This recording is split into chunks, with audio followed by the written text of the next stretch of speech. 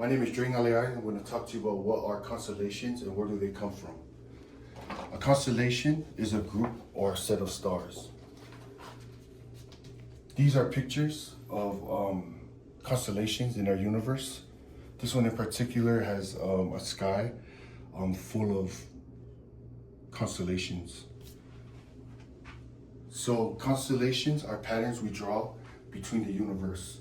The best example I could think of was connecting the dots, and it's an activity we used to do where there would be a bunch of dots on the paper, and each one has a number on there, and you would actually follow in numerical order from dot to dot and make a line. So you start at 1, you go to 2, you go to 3, and you go all the way around and follow the dots until you reach the end, and then you would come up with a picture, in this case of football.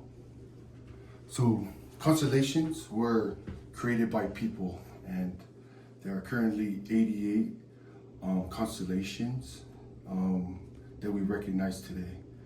And each constellation has a scientific name. So right here, this is called Ursa Major and Ursa Minor. But in society we call it Little Dipper and Big Dipper. But constellations, you may look at them and you would think that the stars are close, but they're actually light years away. So here's an example. This is Serial represented as stars. They're different distances.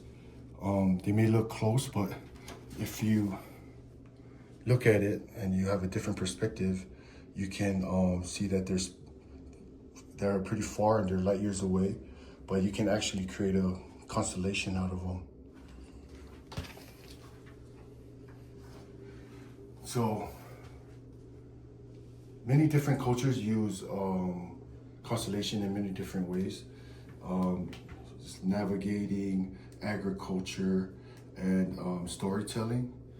But if you were to think of it like clouds, like if you were to look at clouds and you would imagine different pictures, you can see that like the water vapor is still not together. So while constellations are not clusters of stars forming a picture, there are still our way of telling stories through stars.